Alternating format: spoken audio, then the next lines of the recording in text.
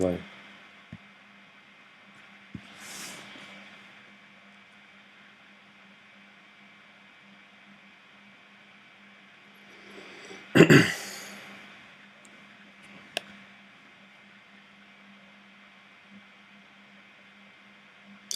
I have to admit something.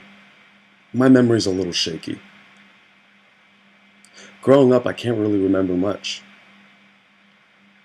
I always had to depend on other events to help me remember.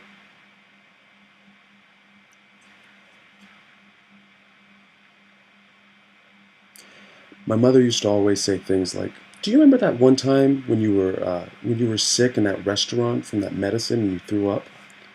And I could never remember. Do you remember that one time? And she would say, "Do you remember that one time when you watched the movie and then you threw up?" And then I'd remember it. My entire life is based off of a timeline of movies. That's how I remember things. And I always loved movies. Back in the day when we used to go into the movie theater, we never had captions. But as a kid, I never really got bored. I was so fascinated with the cameras and the lighting and the way the camera moved. It was just picture after picture. There were no words, there was no talking for me. It was a group of pictures coming together to make a story, and that's powerful to me. Then there's one movie in particular that I will never forget. Raise your hand if you remember this movie. Yeah, all of you remember this movie. This is the first movie that I really remember seeing. As a kid, my mother came with me and I was so excited. I remember that scene when it was really dark in the forest, and it really touched something. It really opened my memories that day. Do you remember that opening, that night scene?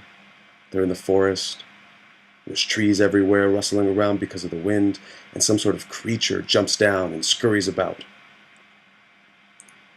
Then they shoot a truck going by, and the headlights go right into the screen, and there's these huge footsteps. And the camera pans up from the legs, and you see this little keychain. But you don't see the character's face. And then you see a man, and you don't really know who that man is. And then you see that creature chasing the truck, and the truck goes into the city.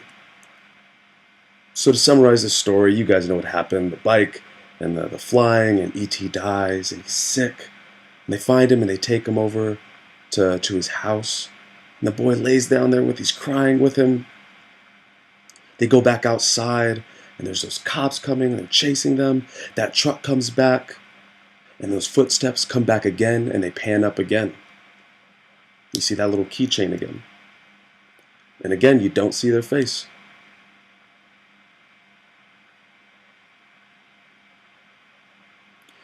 All of these pictures give you all of the information that you need to know. And that's it. And from that point on, I loved the idea of making stories with nothing but pictures. You didn't need to write. You didn't need to use sign language. You just needed those pictures. Later on in life, I went into Gallaudet University and I majored in film.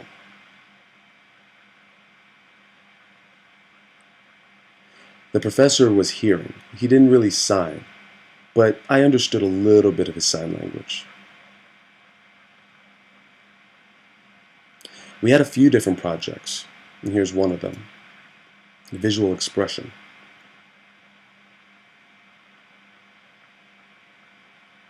How can we go back and tell a story through those pictures? The professor had a really hard time with explaining this idea to the class. He would say, "Express yourself." I thought, okay, I can express myself, but remember, your hearing is a little different for me. So for instance, they showed us this film of a guy, and his face was sort of bland. Then they cut to a bush, then they cut to a lawnmower, then it cut to fire, and then they cut back to that same man jogging.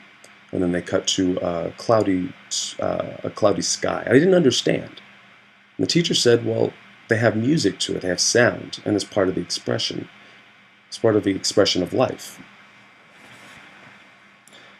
And in this class, he told us to express ourselves like that. And I thought, I can't do that. That's a struggle for me. It's hard to put it into words. The project was over, and I brought the teacher my idea. And I don't know, that was just an experience I'll never remember. But after Gallaudet, I switched over to RIT, as a technical institute. So we focused on cameras, camera lenses, 30 millimeter, 40 millimeter, lighting, just a bunch of stuff like that, all the part of the technical things. And we had different courses in those.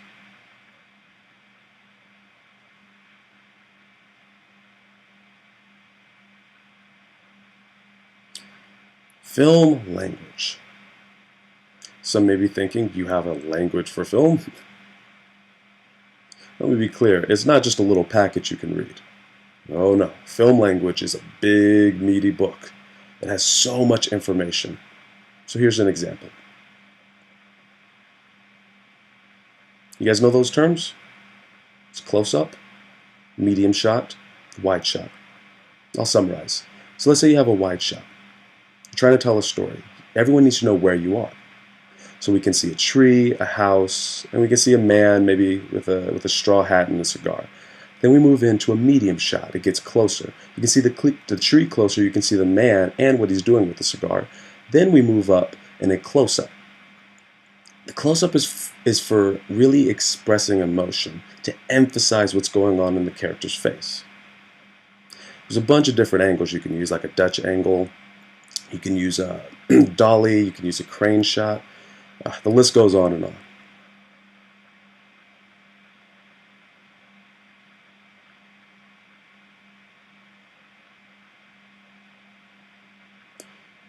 How do we narrate in film? Okay, so let's give you an example. Let's say you have a poor boy. You see a poor boy on screen, and then you see a man, or a woman, doesn't matter, and their voice is talking about the countryside and getting money. Now you go back to seeing that poor boy, and you hear those words. Those two images mixing with sound come together to make one story. But for a deaf movie, how does that work? Well, here's more information for you.